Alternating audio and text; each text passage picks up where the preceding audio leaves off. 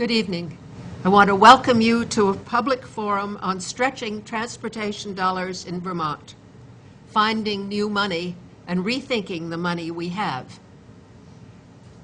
This is sponsored by the League of Women Voters, Southeastern Vermont Unit, and the American Association of University Women.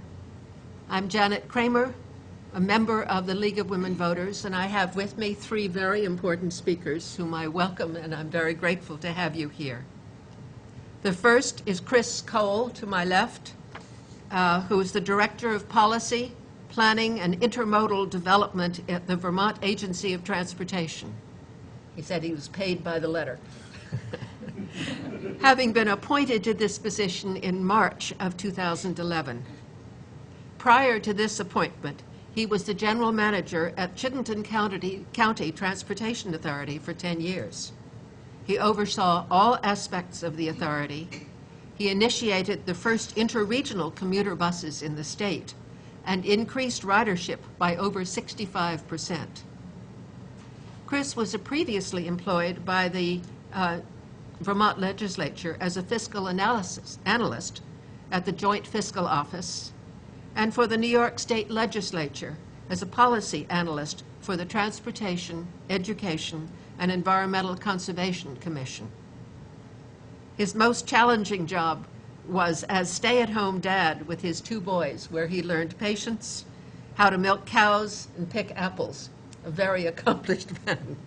Chris attended high school at Vermont Academy and Saxton's River, and college at Ithaca College and SUNY Albany. And while he's very special to have here on his own, we are grateful that he was filling in for his deputy VTrans Commissioner, Sue Minter, who had originally agreed to come and then has been overwhelmed with things that she's had to do since Irene. And to my right is our representative, Molly Burke, who has represented Brattleboro District 2 in the legislature for 3 years, all of them as a member of the Transportation Committee. She's interested in promoting a multimodal transportation system as a way to address environmental, economic, public health, and land use issues. In addition to her work as a legislator, Molly Burke is a visual artist and a teacher of both art and figure skating. It's a wonderful combination. That's great.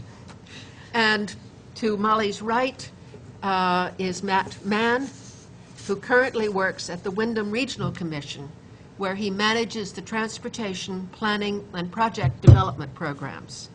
He's worked as a regional planner for 7 years, dealing with a range of topics, including town project planning, public transit coordination, development review, infrastructure inventories, bicycle pedestrian projects, livable communities, and traffic impact review. Big plate. His educational background is in resource management and administration. The way we have set up this forum this evening, is first to review what the League of Women Voters adopted in May of 2011 as an advocacy position on transportation following 2 years of study by members of the League of Women Voters of Vermont. Then we will look at those questions that initial study wasn't able to answer, and they had to do with transportation funding. There is a current study going now with both Alan Dan and Frankie Knibb, members of our League of Women Voters unit, to look at specifically these funding issues. So let me read first the advocacy position that the League of Women Voters of Vermont has adopted. The League of Women Voters of Vermont supports alternative modes of transportation that promote good health, environmental quality, such as bicycles and walkways, bicycle paths and walkways, a provision for electric-powered vehicles. Recognizing the needs of this predominantly rural state, the League supports efforts to move to shared and public transportation where feasible. Geographic and intermodal connectivity, recognizing that transportation policy is a means of strengthening local communities. The League also supports the creative and increased use of existing resources. The overriding value for the League in the study was the concept that all forms of transportation are the shared responsibility of local, state, and federal government. What we didn't agree on in the study was the study of the financing. So we, in having just completed that 2-year transportation study, have the special focus of a study that could include, but is not limited to, identifying funding mechanisms used in other states and considering their possible application in Vermont. Considering increased flexibility in allocating and utilizing existing and new funding, and exploring the role that rules and regulations play in governing access to funding. And then there was Tropical Storm Irene. And as Chris Cole said, that changed almost everything in transportation. Do I recall you correctly? So I thought, and the members of the committee thought, it was important to look at both what happened with Irene, asking first the panelists to participate, and then questions from the audience, and then to try, if we can, to focus their talk and our questions on funding and not on Irene. They tell me that that will be difficult to do, but we'll try to do that. So I really want to turn, I guess, first to you, Chris, who've been in the state VTrans agency, trying to cope with the consequences of Irene, just to give us an overview of what that has meant for you. Sure. You know, August 28th changed my job pretty much forever, and it changed Vermont. The response from our agency started immediately on the day that the rains came, with our operations personnel being in the field, helping stranded motorists, cleaning out culverts, basically responding to the emergency. And then the next day when the sun was out, I remembered driving to work, and there was from the governor's office a requirement for state employees to stay home if you were non-essential. And I remember waking up that morning trying to decide whether I was an essential employee or not. And I was driving to work, and on the way to work, the park and ride lot in Richmond had about 6 feet of water, and I had never seen that before. I'd seen the field before, and there were cars floating in the park and ride lot. And I knew that this was different. And as I got to almost to Bolton, there was about a 16 by 16 foot shed floating down the river, and I knew that indeed we were in for something different. And you know, we made a decision in about 24 hours that our current structure of VTrans couldn't deal with this, and we created 2 incident command centers, and one in Dummerston and one in Rutland, and then we invited employees to volunteer to be deployed to those command centers, not knowing when they would come home to their families. Mm-hmm. And VTrans employees overwhelmingly just started signing up, and these are people who have clerical jobs that are not in the field, who, you know, for the most part push paper around the agency to provide the funding, engineers, everybody. And it was just amazing, the response. And I've been at the agency since March, and it was just amazing to me see people with the passion that the VTrans employees have. We started getting information from the field, and there were 13 isolated communities. We had a unified command at VTrans, and we started prioritizing what we needed to do first. And first and foremost, it was assisting the isolated communities, restoring power, looking for pockets of isolation, really a safety focus initially. And then they started putting the roads back together, and we called in the National Guard. We had DOT forces, 130 people from Maine DOT with their trucks came over. We had DOT from New Hampshire. We had National Guard from West Virginia, from Ohio, from Maine, and at the height, we had over 3,000 people in the field trying to put the roads back together as quickly as can, because, you know, the first impact of Irene was a natural disaster that affected Vermonters' lives, and for our responsibility, affected the infrastructure. And we knew that we had to put the infrastructure back together as soon as we could, or we'd be facing a second disaster, which is loss of revenues from fall tourism. And so that was really one of our goals.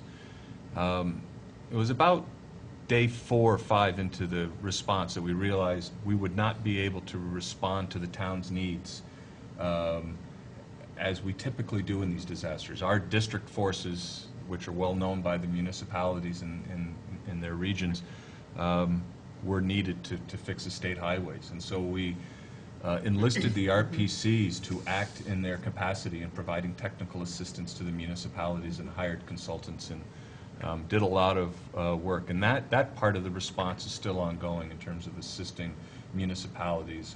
We've just hired a bunch of district technicians to be the technical assistance for towns as they begin to rebuild their infrastructure.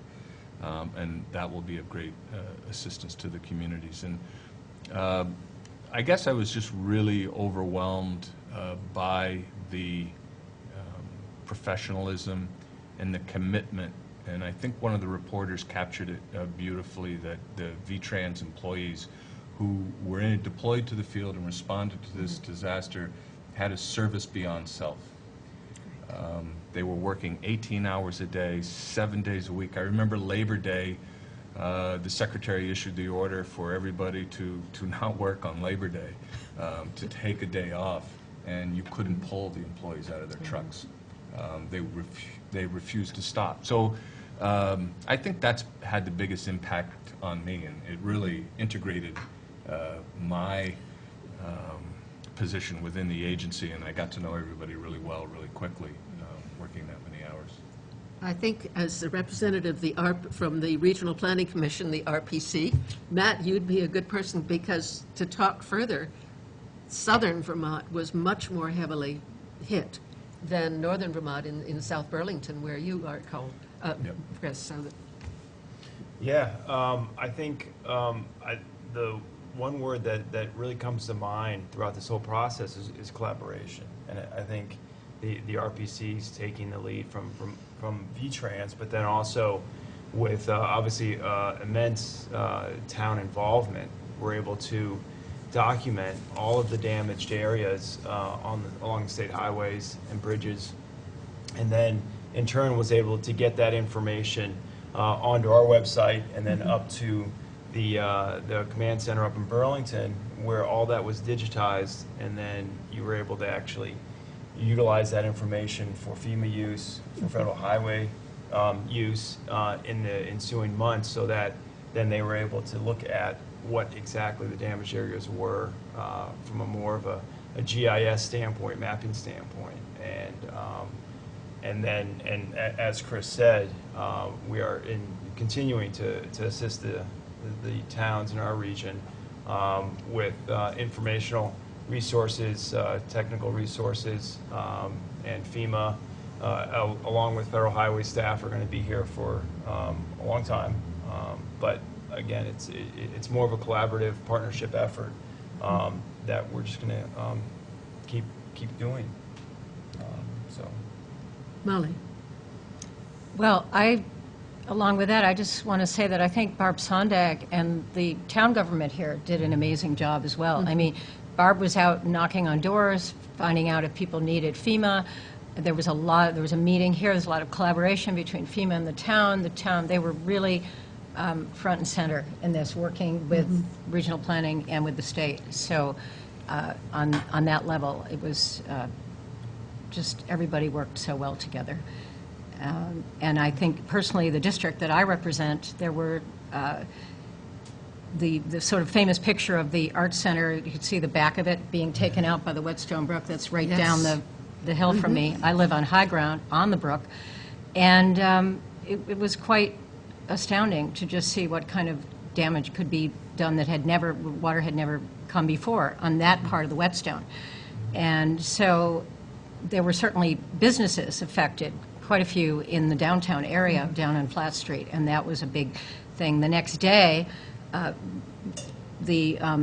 Flat Street, it was just an amazing scene. I don't know if any of you saw it, but the Adivasi Indian store, there were just all sorts of people out there helping them, somebody going into their basement and digging all these beautiful pieces of furniture and fabric that had been stored there out on the street, being hosed. In the parking lot of the Latches, all this fabric was laid out. I mean, it was very surreal, but there was this amazing sense of industry, and it was quite remarkable to experience on that level. And I think that some of those businesses have recovered now. There's some looting going on in Flat Street, which is really too bad. It was in the paper. But I think that I don't know if it's put anybody actually out of business, but it's been very difficult for those people. I talked to the owner, a friend of mine, of the Adivasi store, and it's been a very difficult time as a business person. And I think even psychologically, some of the people whose basements were flooded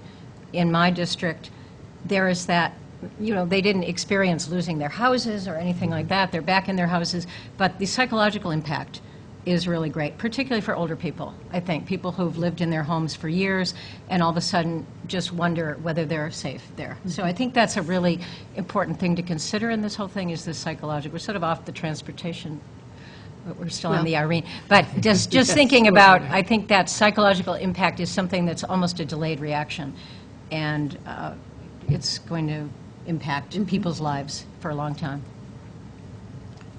Any comments from the audience on Irene, or can we indeed move to money?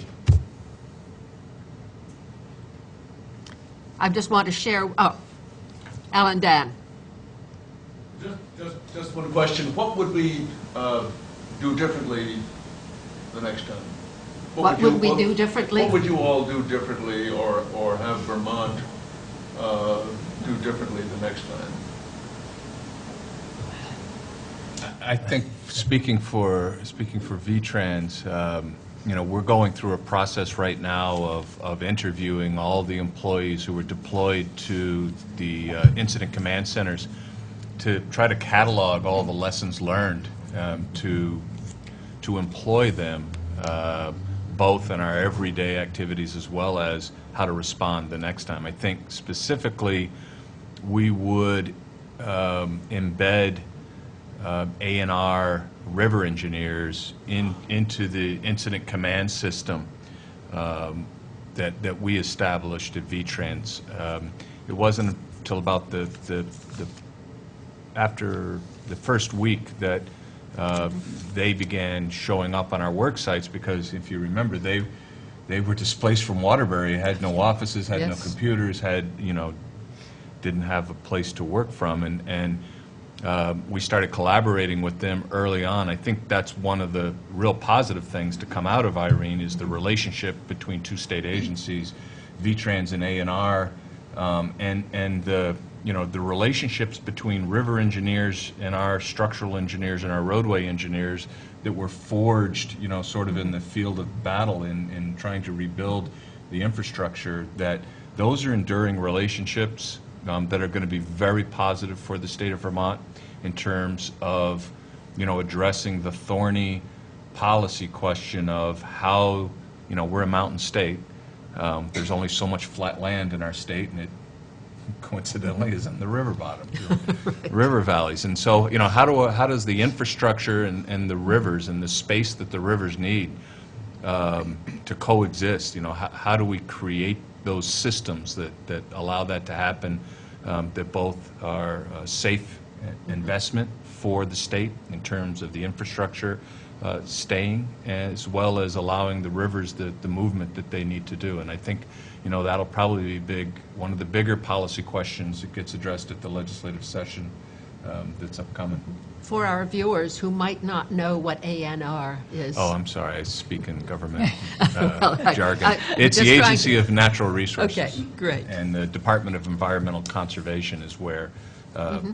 the river engineers reside. I can just share a very brief story that it isn't transportation, but it is learning.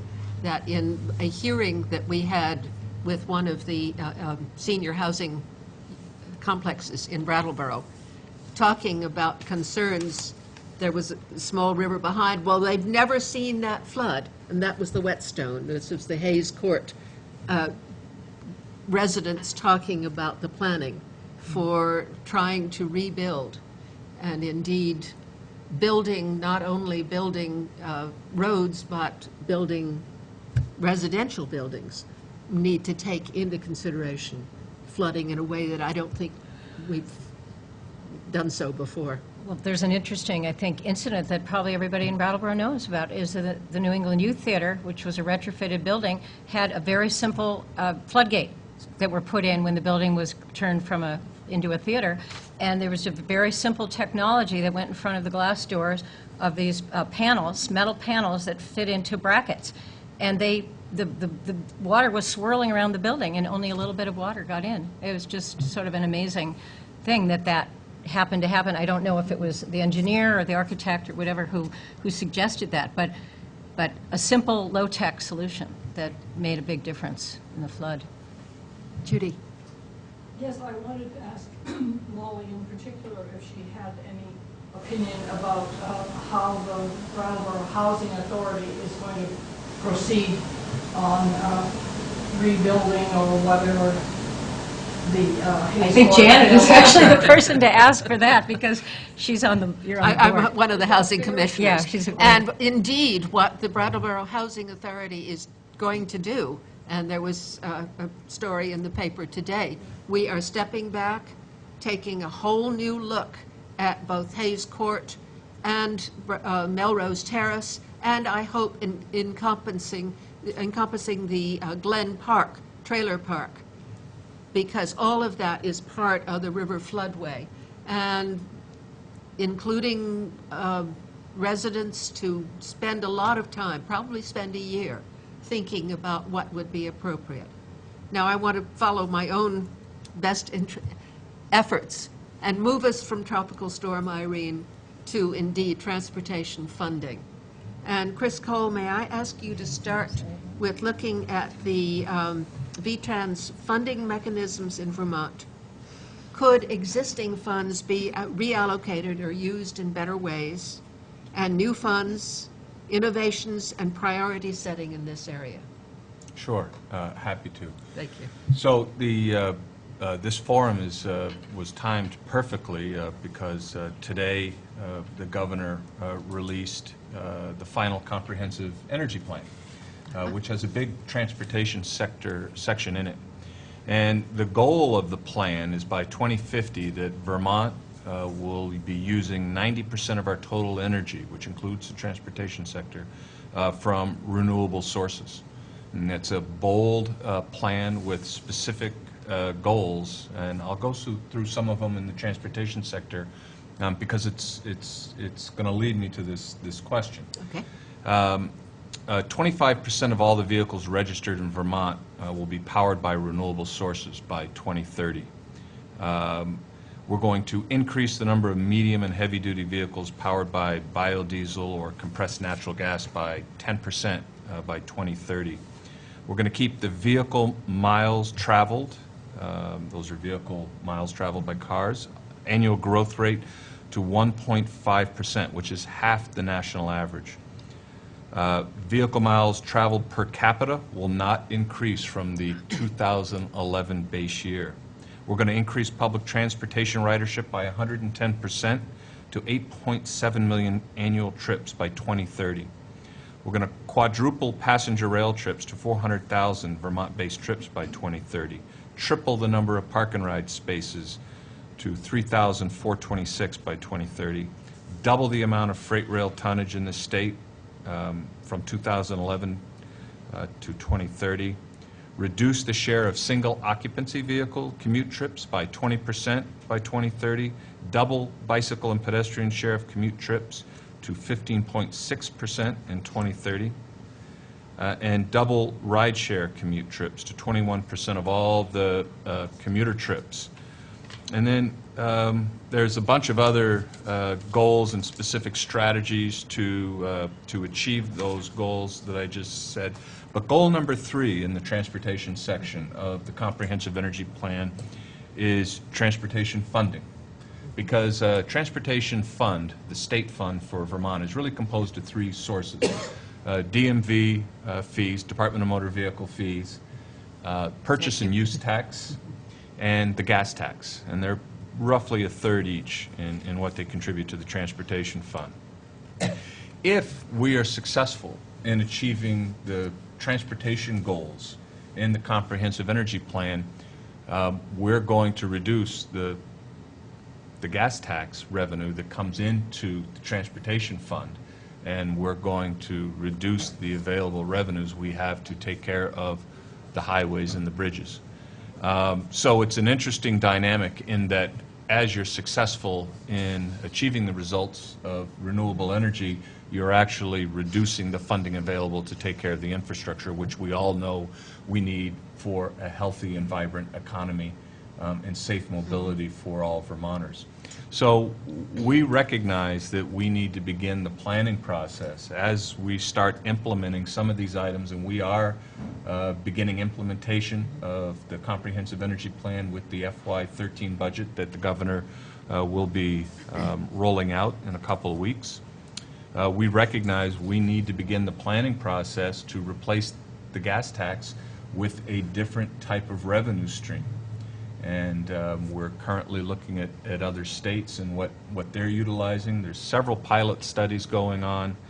But what the Comprehensive Energy Plan calls for, and I'll just read it, it calls for research and analyze changes in transportation revenue policy, including a shift from a fuel tax system to a VMT system. And VMT is vehicle miles traveled. So you're actually measuring the distances that people use the system. Another demand-based system, or an alternative fuel-free system, and propose policy improvements to the Vermont legislature and other policymakers. We're also going to coordinate with federal and regional state partners regarding changes to the transportation revenue policies, and similar challenges are being faced at the federal level.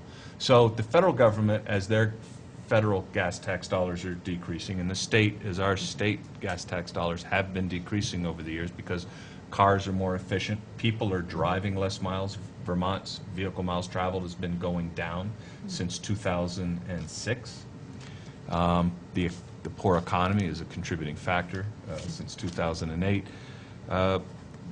That's going to be our primary focus, and we're going to engage the legislature in a very healthy debate on what is Vermont's best pathway forward. But in any vehicle miles traveled type of policy shift, it has to be collaborative.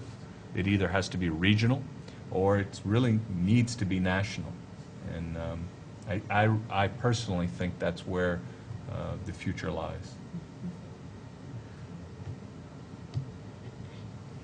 And so the current funding has already been reallocated some ways Well, by the demands of Irene, I would think.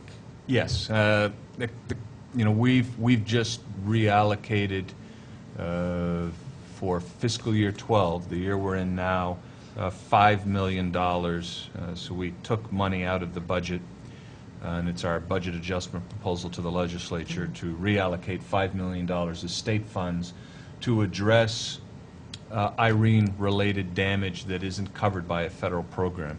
To understand transportation funding in Vermont, you have to understand that virtually every project that gets done is done with federal funds.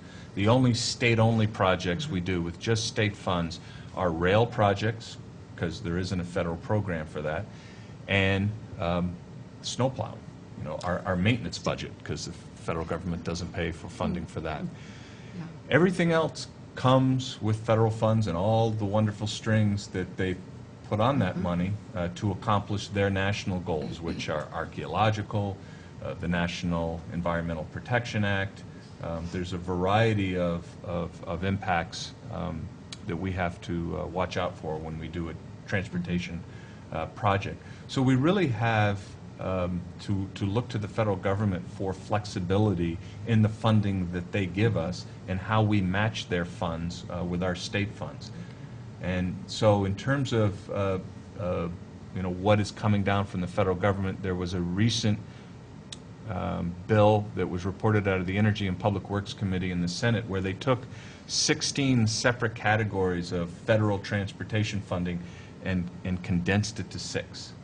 So instead of giving us more categories, they're giving us less and creating more flexibility within the categories. There was even a proposal that we could spend 10% of a new category that's called freight funding for our freight railroads. So they are also being more flexible, and that will in turn give us more flexibility as we look to invest dollars into our infrastructure and really build an intermodal system, not just focusing on highways, but focusing on all modes and really what are sustainable transportation choices. Because to meet the goals of the Comprehensive Energy Plan, we have to build a sustainable future in all aspects of our society, including transportation. I'd like to turn to you, Matt, if we may, to looking at funding mechanisms and oversight in other states that might be helpful if adopted in Vermont, and the balance between local, state, and federal funding now and potentials for the future. We've already heard from Chris how important federal funding is. Yeah, absolutely. Just following up with Chris, in terms of the existing infrastructure right now, my experience tells me that we're not going to see too much expansion of the existing infrastructure, so no new roads. So then you're looking at trying to maintain what you already have. And I think we all can attest to the fact that the maintenance of the infrastructure right now has increased over the last 10 years. That being the case, looking at not necessarily, I mean, the federal government is going to do obviously the best they can in terms of funding states. But in terms of an increase in funding, it's year to year. The states don't know if there's going to be an increase, decrease. So I think Vermont needs to look at how, based on the existing infrastructure, how can it be maintained in a more cost-effective way. And I think one way to do that is, and it's been talked about before, and I think it's on Leahy's top priority list, is to really get the trucks, the tractor trailers off of the town highways and increase the weight limit on the interstate to 99,000 pounds. That would relieve a lot of stress off the town highways, and in turn, I think would actually lessen the maintenance costs of the town highways, which would then lessen the cost overall. I think one other way to do it, to look at, again, not necessarily looking at how to get more funding in, but trying to deal with what we have here in a more cost-effective way, is to look at the towns and their zoning bylaws and look at ways that on the outskirts of town, how there's the 3-acre subdivisions or lot sizes, and try to increase those to where people that are looking to, live in the outskirts of town are not forced, but are encouraged to move into town because the lot sizes are too large out there. So that then those roads that would potentially be, would go out to those potential new homes or existing homes would not necessarily need to be maintained, and people would actually then in turn live closer to downtown, making it a more walkable community, a more livable community. And the last item is really, again, looking at the existing infrastructure, and based on Irene, I think Irene provided us with an insight in terms of what infrastructure is actually being used and utilized. I'll take a case in point in our town, in a town in the Wyndham region. You know, they've decided, in a number of towns, they've decided to look at bridges, to actually throw up bridges and not replace them based on the use, on the lack of use that they're getting. Okay. So May I then- ask yeah. you to translate for those who don't know that technical term, throw up? Oh, well, to essentially not maintain it. Right. Well- To really not put any money towards it in future years. And so based on the fact that it serves one seasonal resident, that bridge costs the town a lot of money to maintain, and in turn costs V-Trans a lot of money to maintain when that project, or that bridge project, comes up on a list, on a state list of projects that the bridge needs to be repaired. So, again, it's looking at trying to get a handle on what's happening now, and not looking for funding per se. Obviously, we need it, but looking at ways to improve the existing infrastructure from a more cost-effective way, but also in turn decreasing the vehicle miles traveled, as Chris pointed out, through alternative modes of transportation. So based on Irene, as Vermont starts rebuilding its infrastructure, looking at those corridors that connect villages to villages, is there an opportunity to widen the shoulder width to accommodate those alternative modes of transportation, so that then in 10, 20 years we can actually meet some of these goals that are spelled out in the energy plan through the bike trips, to have wider shoulders, to actually make it more encouraging and appealing for people to travel on the town highways of Vermont. I would like to point out an example in West Virginia, and I hope it doesn't come down to this, but they are actually, in terms of cost-cutting measures, they're not putting down as thick of pavement on paving projects, and in some situations they're only limiting the paving to where the wheels, the wheel wells are, and not paving the entire width of the road, so thereby not including shoulder width in those projects. So those are cost-cutting measures, but I think that, again, trying to have that balance between decreasing the vehicle miles traveled, improving alternative modes of transportation in a way that you can actually, in the long run, be cost-effective, but share the load from alternative modes of transportation and vehicle miles traveled.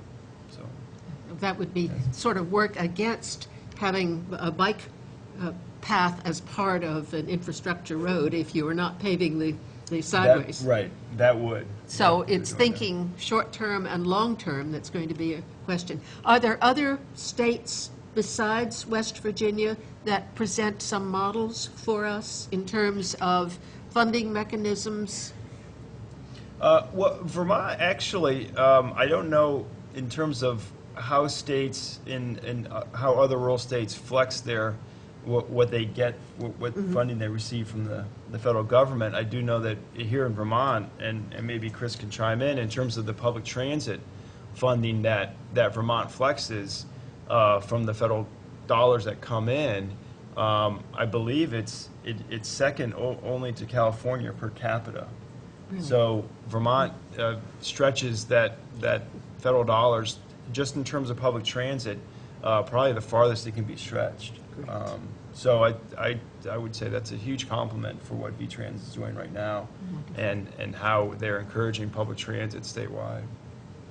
Molly, I want to turn to you because as a legislator, you're both have an oversight role and priority setting and all the rest. And I remember you're saying that your legislative experience started with the Transportation Committee, I think when I first heard you in the first forum we had.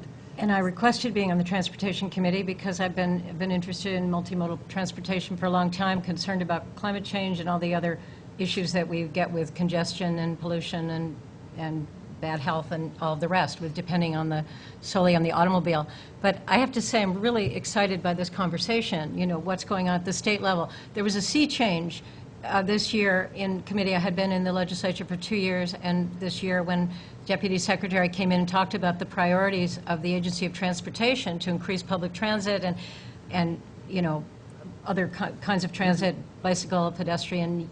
It was just so exciting to see the vision of our governor being sort of taken down through the agencies and people in those agencies who are sincerely committed to a different kind of vision for transportation system. And other countries have done it better than we. We have really sort of been stuck in the dark ages, I think, in terms of how much we've spent for transportation and what we've gotten for it. And I think that there are, I know that people at the Transportation Research Center, which works with VTrans, and people are doing a lot of research on transportation options, economists, people like that, who can figure out how do you how do you stretch your dollars, what's a good investment in transportation, what kind of a yield are you going to get. And I think that the climate for these kinds of ideas is there. I am just really happy to be presented with policies that we can vote on and put into practice, because we have the vision, and that's really wonderful to be working hand in hand. I'm really curious about how legislative oversight works in both setting priorities. I mean, you have a committee that now has a very different vision. Well, I don't know about, the Well, you hope it agency does. I don't know about the committee. Okay, well, that may That's be another part of my story. question. Well, but I think coming out of the legislative process, there was a new vision, for Vermont in terms of planning that Representative Burke was the lead sponsor on, and that wasn't initiated by the agency. That was Representative Burke carrying that torch on a bill that is a complete streets bill. And it's a different way of looking at our systems that both municipalities and the state are going to have to put into their planning that I think is going to, revolutionize is too strong a word, but it's going to cause people to think differently in how they plan for mobility in their communities, for all users of the system, for individuals with disabilities, for the elderly, for children, for everybody. And to accommodate all those needs in the transportation system. And it's a fairly bold statement, and I think we really have Representative Burke to Molly, thank will you talk for about that more? and Yeah, how- I'd love to how talk the about funding complete will- streets. It's my favorite topic. Well, this was I think it gives a little insight into the legislative process, too, and how ideas take a while sometimes to really be able to be accepted. But actually the main push, I have to credit AARP Vermont for pushing the Complete Streets bill. I was the legislative champion, but they did all the groundwork. And they had a transportation conference several years ago, and one of the big issues facing the membership of AARP was transportation. And as people get older, feeling like, well, if I don't want to drive at night, or if I don't want to drive as much home, especially in a state like Vermont, I'm going to feel socially isolated. We need a better transportation system. So AARP really took up that issue and did really a lot of education. When they first came to the legislature in 2010, yes, I'm trying to, they came sort of at the end of the session with this bill, and I thought, whoa, this is really exciting. There's no way I wouldn't vote for that. The committee was excited about it, voted to take it up. But the way it was worded was that any new transportation project had to accommodate the needs of all users, pedestrians, bicyclists, people in wheelchairs, disabled, public transit users, et cetera. And it said that this could not exceed 20% of the cost of a project. Well, immediately, alarm bells went off, because that could be a lot of money. And the League of Cities and Towns just came and testified and said, this is really, it's going to put too much of a burden on municipalities, because it was a state and a municipal mandate. And the VTrans at the time, under the old administration, came and said, no, this is not going to go. And the committee voted it down. I was the only yes vote on that bill, taking it up, because I felt so strongly that it was a really important, I knew it wasn't going to go anywhere, but it was a very important issue. And after that, AARP went all over the state. They did surveys in towns. They did a huge public relations campaign to talk about it. Chris was very involved then when we actually hammered out language. And the way a bill language gets hammered out is it has to work for everybody. You have to have everybody on board who you can't just say, I'm going to be a purist and yes, I'm going to say that we need to accommodate all users. That was a big sticking point, was the wording of that any new project will accommodate the needs of all users of the transportation system. And you know, the people from VTrans were saying, well, that's not always possible, and we need to have, you know, a little more flexibility. Talk about flexible funding, flexibility in language. And so it came from, we'll consider the needs, went from accommodate to consider. So I think that just shows you the level of you know, then all the pieces were in place for that. So we hammered out the language, the VTrans was on board, the League of Cities and Towns accepted it, the House committee unanimously passed it, the House passed it, the Senate passed it, the governor signed it, and it was all lined up. But it took a while. It took a lot of pressure from without. And that's where I want to talk about, you know, at some point, citizen involvement in getting what you want, because it's really important for citizens to be involved in creating the transportation system that everyone wants, that you want, and to get involved at the very beginning of a process. And I know Matt can say this Putney Road project that's going to happen, there's going to be a meeting in about a month, maybe, about the Putney Road project that's been on the books for 10 years, maybe. And it's even 4 years away from being built, and who knows what's going to happen, but at least it's important for people to get in on that process ahead of time, to sort of advocate for what you want to happen. And as we're trying to really focus on funding, there's a question, Matt, that may help. You can address the Putney Road project, but along with this. At an earlier League meeting, you mentioned that some transit dollars were earmarked for the Education Fund each year through Act 60. Approximately how much transit money goes to the Education Fund each year? Money is also transferred to the Fish and Wildlife Fund and Department of Forests, Parks and Recreation, as well as to non-VTrans state government functions. Are there plans to stop tapping the transit funds for education? And what percentage of transportation revenue streams go to departments other than VTrans? Yeah, that's a big question. We're working on funding. I think, you know, all the money that the transportation dollars incur, I don't believe goes to just transportation projects. Obviously, there are some other avenues where that money goes. And in terms of the percentages, I don't have them on me right now. But the concept Yeah. of what is a decreasing revenue stream, according to the gas tax and so forth, going to areas, going to fish and wildlife, going to education. Yeah. What's happening there? Yeah, well, I mean, I think as that has happened and as certain money has been taken out of the transportation budget and put towards the education fund, if that money was to then go back to transportation, obviously there's going to need the education fund is going to need to find that money somewhere else, and then the Fish and Wildlife is going to need to find that money somewhere else. So, you know, kind of the robbing Peter to pay Paul. Thank you.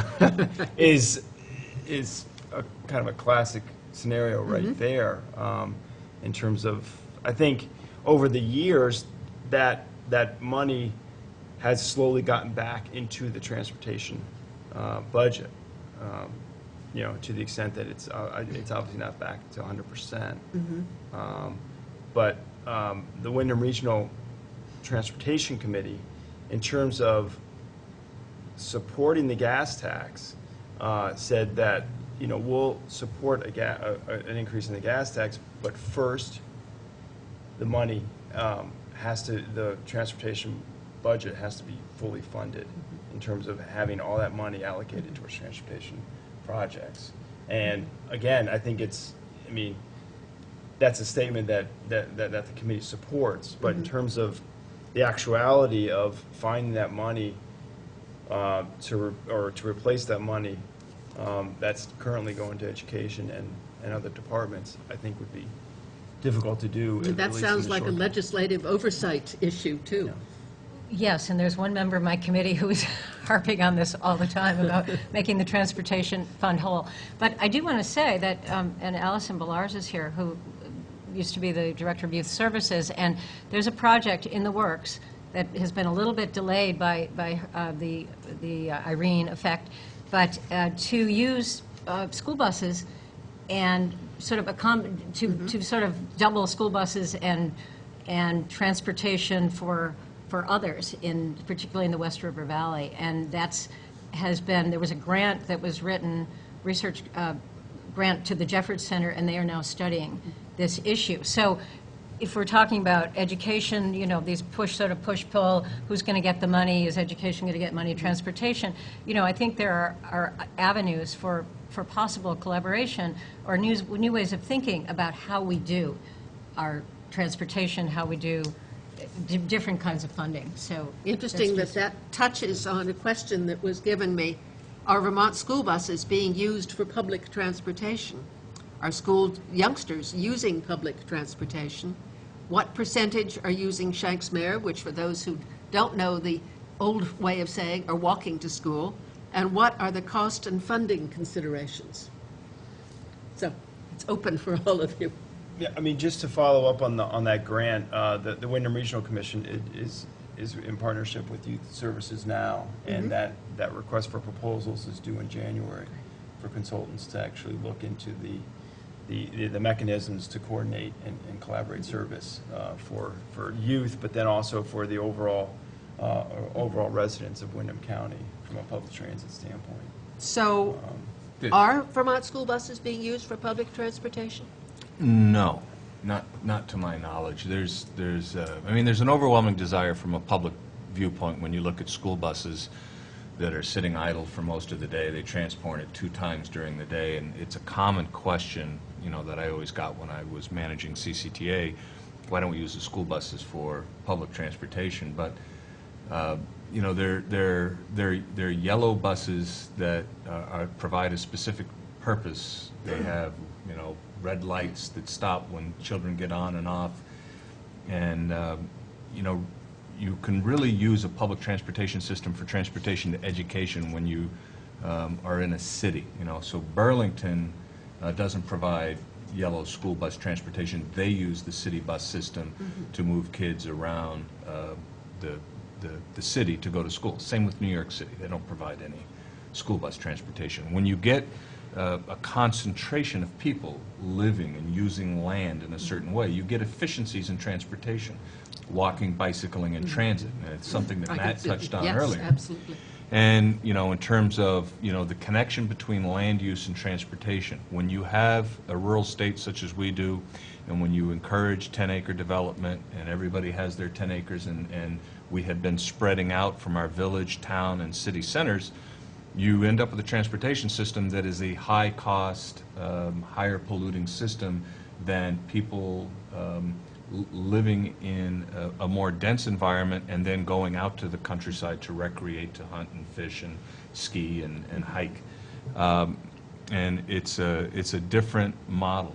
And I don't know, there's actually federal transit regulations against using federal transit dollars for school bus transportation because the private bus owners don't want you to do that. So that's a case where rules and regulations are impeding flexibility in funding At the federal level. at the federal level. How about at the local level? Are any Brattleboro students being transported on the B line or any of the public buses in Brattleboro?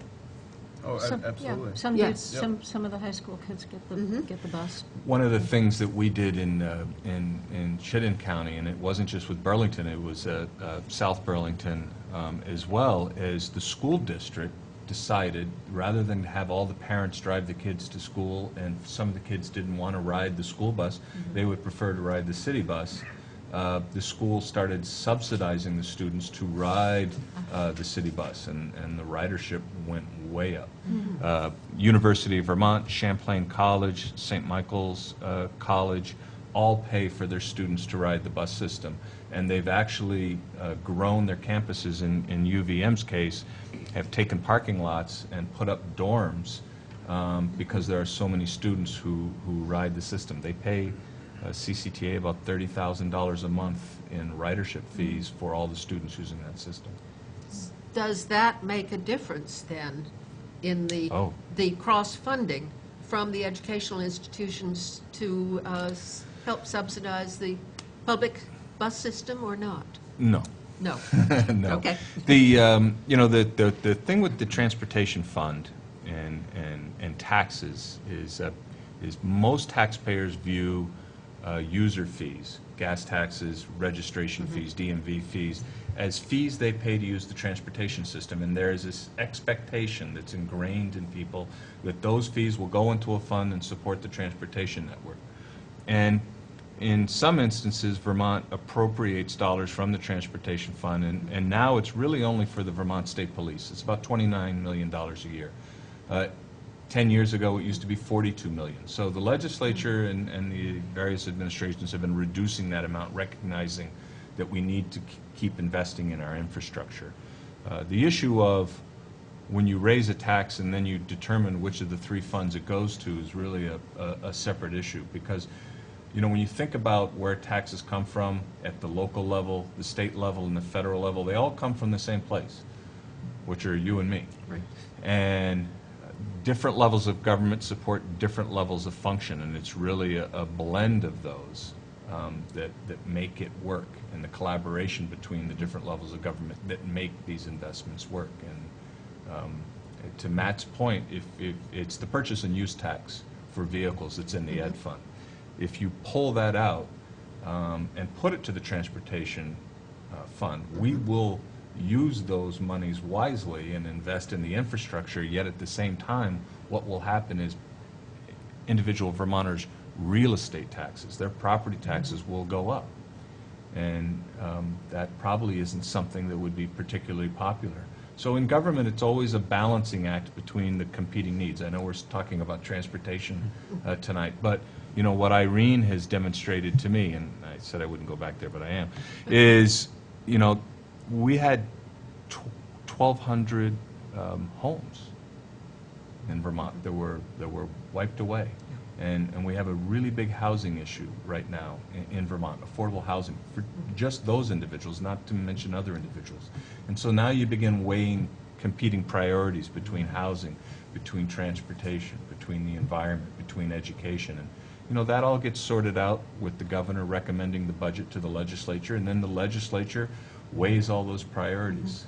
And at some point, when the priorities were weighed, it was determined that the ed fund should be funded with some purchase and use tax dollars to keep property taxes down.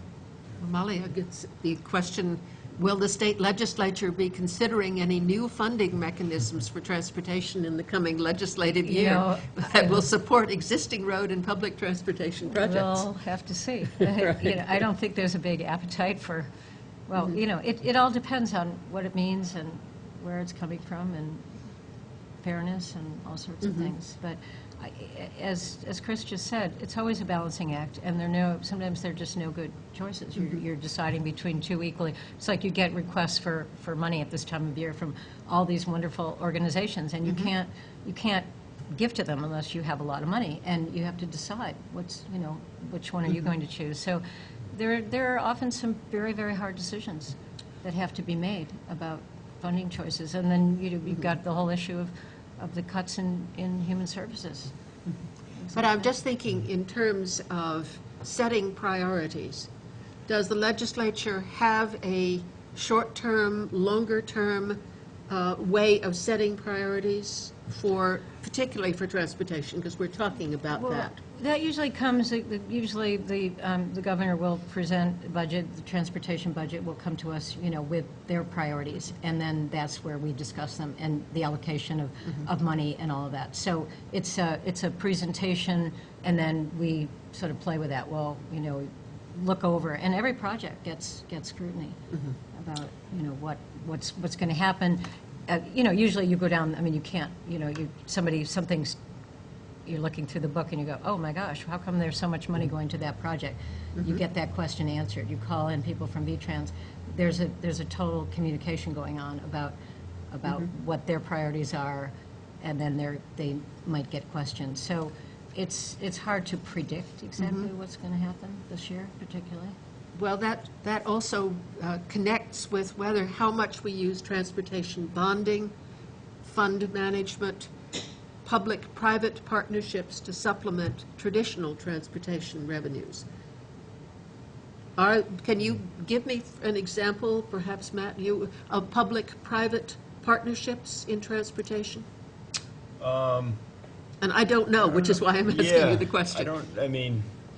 Well, the public transit providers that operate in Vermont are nonprofit, private. But I think what you're referring to is more, some states are doing that, and if I understand the question, it's really from a more maintenance standpoint. I don't know. It's open. In terms of hiring a private entity to go out and maintain a certain stretch of road. I don't know if that's what you're getting at. I'm looking at both the question that was handed me, but also looking at different ways that traditional transportation revenues have been supplemented by different ideas, such as bonding for transportation. I'm not sure what fund management means I'm not, in this area. I'm not either. In public-private partnerships, we have a program in rail where we build sidings to businesses that would like to ship products by rail, and it's funded 1/3 by the railroad, so the private railroad pays for 1/3, 1/3 by VTrans, and 1/3 by the company. And that's a way we're cooperating with private railroads and private companies to encourage investment into sidings that will allow them to ship their goods in a more sustainable fashion. Most of the public-private partnerships that exist nationwide, as Matt was indicating, are for maintenance projects on big toll roads. For bonding, the legislature, when Representative Mentor, who's now the Deputy Secretary, was in the Transportation Committee or on the Appropriations Committee, they established a new revenue source, which was a percentage of the motor fuel sold in the state at the distributor level. And those funds are transportation infrastructure bonds revenue stream. And so at some point, we're going to be using that revenue stream to support bonds for infrastructure. And that is something that I think, as Representative Burke indicated, there was broad support at that for the legislative level, because those funds didn't go into the T fund, and then there was no chance they would be redirected anywhere else. They went into a special fund, and there was support both within the previous administration and in both houses of the legislature to get that through. So you are going to see more transportation bonding by the state of Vermont from this specially created fund.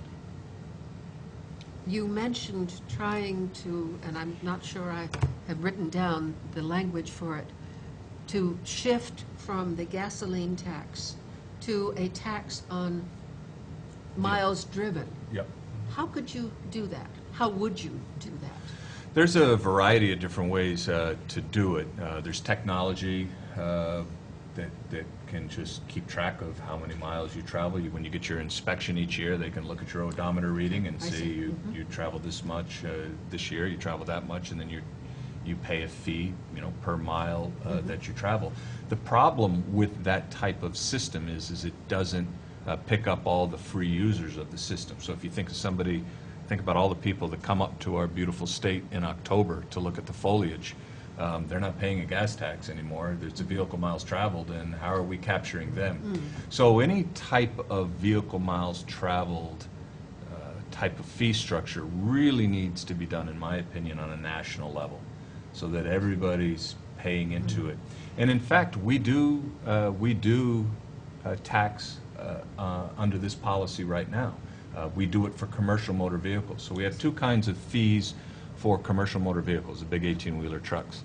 One is called IFTA, the International Fuel Tax Agreement, and Mexico and Canada also participates. And the other one is RIFTA, which is a registration fee for those vehicles. And you share the registration fee. So a truck that's registered in Vermont pays diesel fuel tax and a registration fee for Vermont, and then that gets apportioned to all the states that that truck travels. It could go to California, and every state that that truck hits is going to get a piece of that registration fee and a piece of that fuel tax, and all states share equally in that, into that system. So we've already created such a system nationally for commercial motor vehicles. The next logical step is to create such a system for passenger vehicles. But I haven't figured out how an individual state. Oregon's done a pilot study on this. Nevada is currently doing a pilot study on vehicle miles traveled. What they're finding, what the interesting thing is that people drive less. So when you put gas in your car, you pay your tax and off you go. But when you're thinking consciously that, you know, should I drive to the store for a mile or should I walk to the store for a mile, people begin making different behavioral changes for whatever reason. And that is one of the goals of the energy plan, is to reduce the vehicle miles traveled.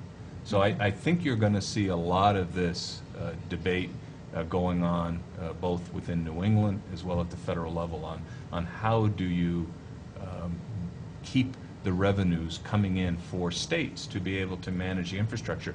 Because it's as we have these electric vehicles coming out this year, and as the state is planning for building charging stations, people are going to be using less and less fuel. We really need to figure this one out. So I think you're going to see some effort from potentially the legislature. I know you will from the administration on tackling this issue.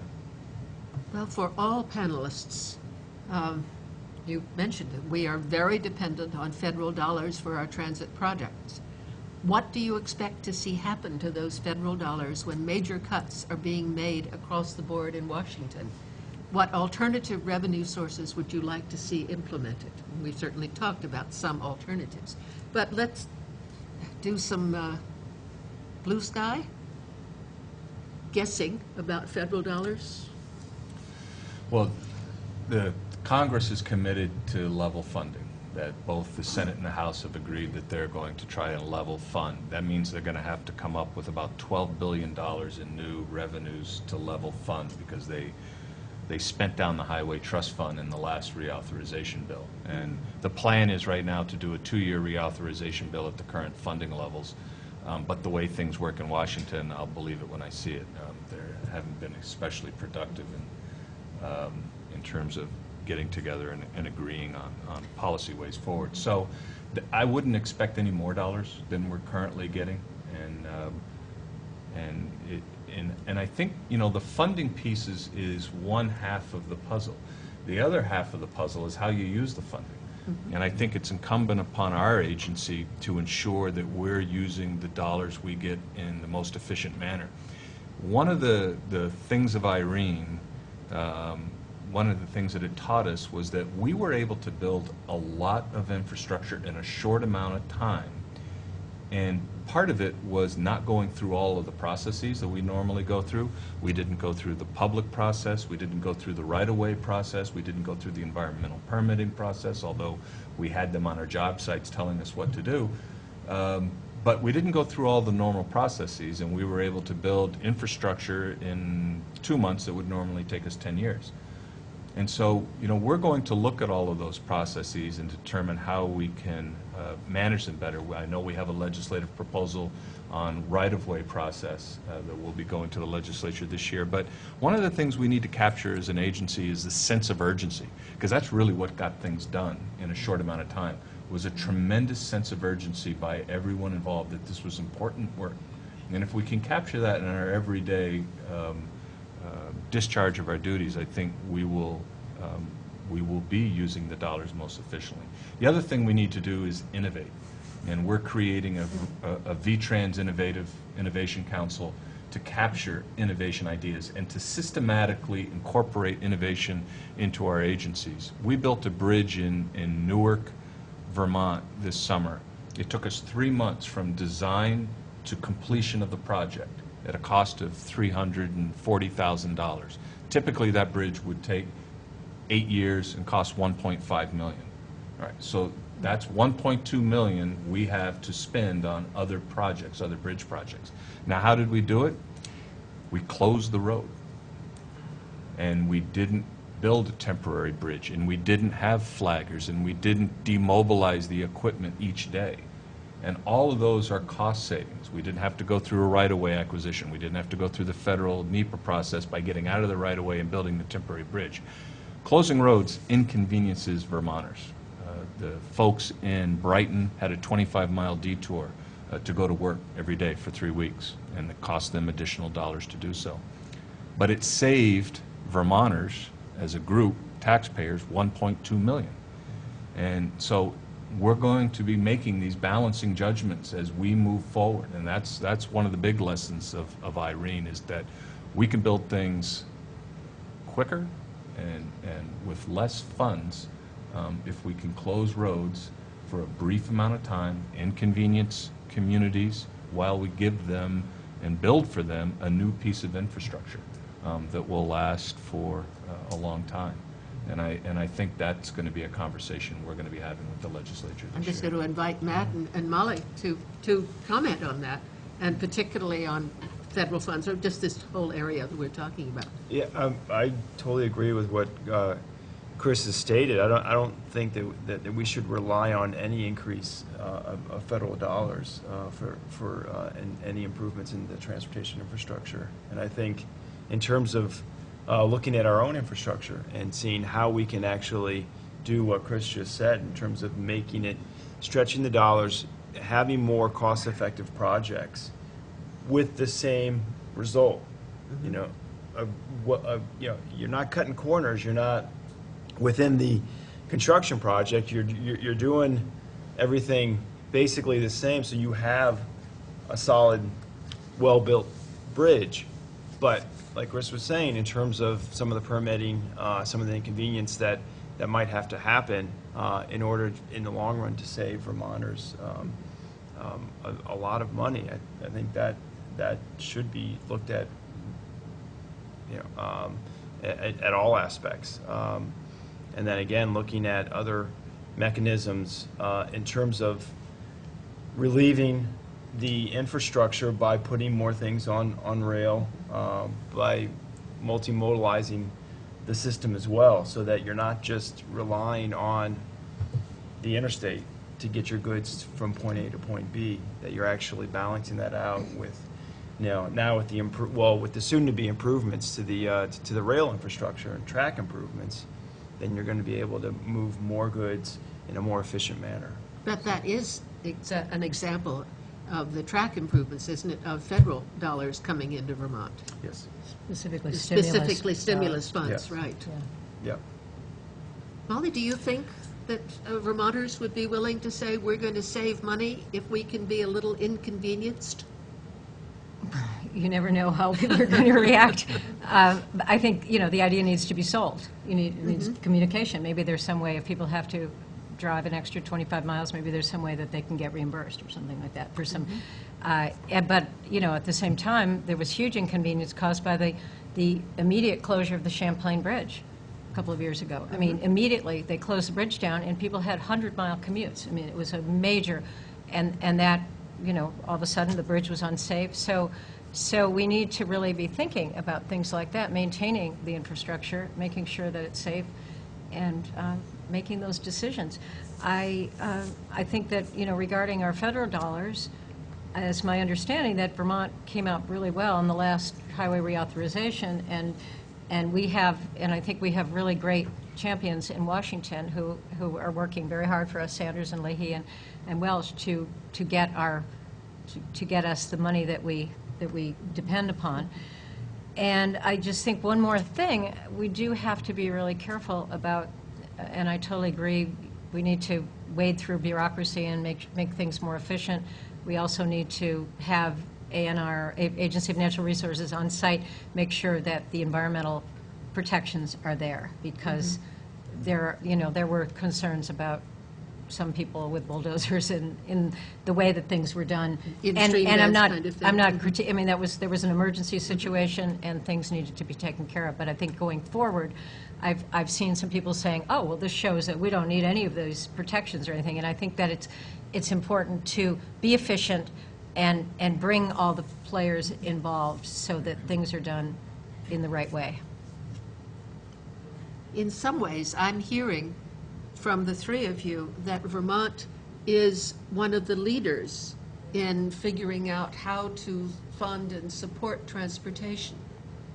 Are there, I mean, you've mentioned Nevada and Oregon, of finding other ways to begin to capture funding dollars. Are there other states that who are learning from us, or for whom we are turning to for ideas for innovation?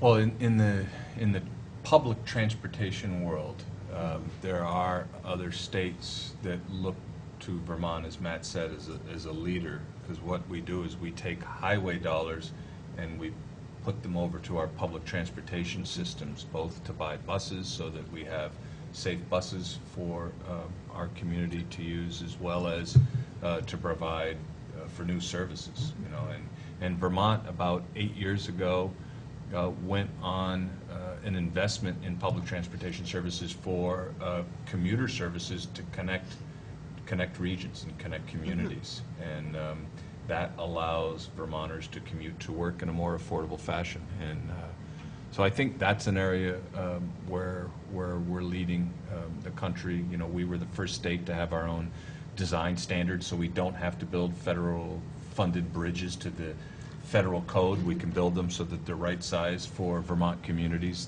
We're definitely we're the first state in the country to do that, and there are other initiatives that we work on that people look at us and say, you know, how do you do that again? I think, you know, it's a transportation, but it's a recreation system. The whole way we utilize VAST as an extension of the state to create this vast snowmobile network is something creative that other states don't do. So we're creative and independent and innovative in a lot of areas.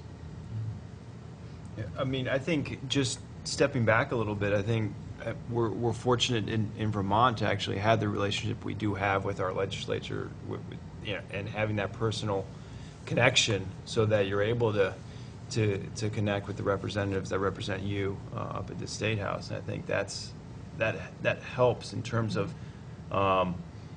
passing legislation and then having other states look at Vermont and say, well, how do you guys do that? And I think it's the relationship that starts at the bottom and then goes all the way up to the state. So. Yeah, I think we have a functional state government, which is really great, unlike some others. Okay. Another question that talks about not only federal, state, but also local. Is it fair to say that Vermont's transportation funding is federal 20%, state 50%, and local 30%, even though 75% are local roads? I mean, the relationship between town roads and state roads might be implied in this question.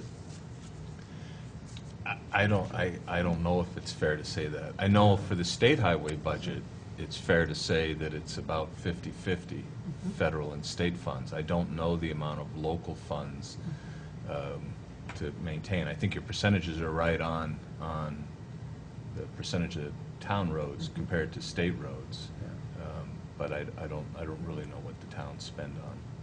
It's outside my purview. Yeah. It may be outside your purview, but we're driving on them as town roads. Any comments, perhaps, from the Wyndham Regional Commission? Well, I mean, I think that obviously the towns get helped out immensely with state and federal dollars, but I don't know their maintenance budgets off the top of my head. But I think the highway grants typically run 80-20 or 90-10. And even the bridge projects are 90-10. And sometimes, actually, the bridge projects, if an agreement is in place in terms of the, if it's a historic bridge that the town agrees to maintain, then, and upkeep, then it's 100%, where the town does not pay any of the cost to improve that infrastructure. So, I mean, it's, the historic bridge, the existing infrastructure, the paving, I think it's kind of across the board in terms of making a blanket statement about. And I think that's an innovative program, getting back to the earlier question that Vermont has, because we have this, these covered bridges that we want to preserve and maintain. It's part of our identity. And, to assist towns, the state did come up with this way that if towns agree to maintain the covered bridges, as Matt said, we provide the repairs to them because we want to keep them around. And I know Village of Bartonsville, is going to be putting their bridge back. That was part of their local identity. And, we value our covered bridges in the state. And that is something that we developed because, we had to. It's not something you find nationwide. I think from the legislative point of view, we as a committee are very, very aware of the needs of our towns and want to make sure that there have been no cuts to the town highway aid. I mean, there were, when I first came, I think the first year I was in the legislature, they had to delay payments or something. They eventually got it back. But that has a huge impact on town budgets if they don't get the amount of money for the town highway. So I think there's definitely a real sense of partnership between the state and the towns in terms of allocating funds. Another question was, who provides citizen oversight of Vermont's transportation? And that certainly flows into the legislature. Are there public hearings at the legislature? Are there other ways in which the choices on funding get commented on by citizens? Well, there's certainly testimony taken all the time that any citizen, I don't know, I think it's really interesting for maybe a lot of people don't know that any citizen can walk into the Vermont State House and walk into any committee that's happening. You can look on the agenda, you can look on the transportation agenda for the week and say, oh, I want to hear about that. I want to hear about, they're going to be discussing, intermodal transportation budget or something like that. And you can walk in. You can't really talk at that point, but you can listen to that debate. You can contact your legislator. I think we have a really accessible government. Definitely there are, sometimes public hearings on issues that get publicized. The oversight, comes with the budget process and questioning One of the particular things issues. I'm particularly aware of in this southeastern corner of Vermont is that the population is very heavily weighted up in Chittenden County. And so just as a final question about funding, does that flow into choices about where transportation funding goes, particularly for the legislature? Well, I mean, if you have a member of the legislature who's from southern Vermont, you can sort of say, well, what about, Yes. So it's always a balancing act. There's a prioritization system that Wyndham Regional uses. Maybe you should talk about that a little bit. Looking at that gets all sort of folded into the mix.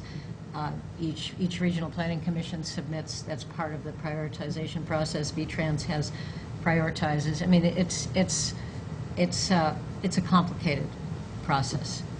Yeah, I mean, it is, and I think, and maybe even Chris can speak to it. It's just based on the urbanization and the population levels in Burlington. There's a metropolitan planning organization there that receives a separate pot of federal dollars to do their job up there, and that includes transit as well. So I think it's Yeah, and then there's the rest of the state that receives, that doesn't receive that money, but it's based on, again, the population levels in a certain area. But in terms of just the public involvement, there is, I would like to point out the work that VTrans did in terms of the Putney Road project about 3 years ago. They did an extremely innovative outreach project in terms of a 6-month before. I mean, again, this project is going to be going out, another 10 years until construction. But they decided to do this innovative outreach program or project to get at the level of the Putney Road abutters and get their involvement in terms of how they want Putney Road to be designed and to be constructed. And it was about 6 months of outreach. Town was involved, obviously, Planning Commission, but then also everyone on Putney Road. And I thought that was an amazing public outreach project that also then looking outward in terms of the right-of-way and acquiring the right-of-way that takes such a long time. When you get at the abutters early on and they agree to that, then the right-of-way process doesn't happen, or it doesn't take as long. So you're able to, with the public outreach, shorten the construction or the project timeline. So it's, again, just to get back to the public outreach portion, I think that was a great example of VTrans and the towns and the Regional Planning Commission really working together on a project that is still not even constructed yet. So. But Chris had said early on this evening that because of the overwhelming amount of work you were doing, they are relying on the regional planning commissions, of which you're the representative, much more in order to accomplish what we want to do. Yeah. Everything in Vermont is local. So the process starts at the local level. In everywhere outside of Chittenden County, it's the regional planning commissions where citizens need to get involved about transportation projects in your region. There's a thing called the Technical Advisory Committee. It's our Transportation Advisory Committee in the MPO. It's a Technical Advisory Committee that they prioritize the projects. They determine what projects are going to advance in each region. And they come up with a list of projects that come up from the ground up. And this was created in federal law in 1991 to stop state departments of transportation from planning transportation systems from the top up. That the planning process for transportation is supposed to come from citizens, and it's supposed to come from citizen involvement at the regional planning commission level. We fund the regional planning commissions throughout Vermont to engage in this planning process with the municipalities and with citizens, so we get infrastructure that the local communities want and feel is important in their communities, and importantly, reflect their values, which is how you end up with bicycle pedestrian projects in some part of the state, and other part of the state you end up with truck bypasses. Okay. Well, you have flowed very neatly into my closing, which is a deep appreciation to all three of you for a fascinating discussion and a reminder that citizen participation is what makes all of this possible. I want to, on behalf of the League of Women Voters and the American Association for University Women, thank you for such a wonderful, wide-ranging discussion. And say both of these organizations encourage informed participation in government. We welcome members for both AAUW and the League of Women Voters, and are deeply grateful to BCTV for enabling this information to get out to a wider public. Again, thank you, Chris Cole, Representative Molly Burke, and Matt Mann. Thank you. Thank you.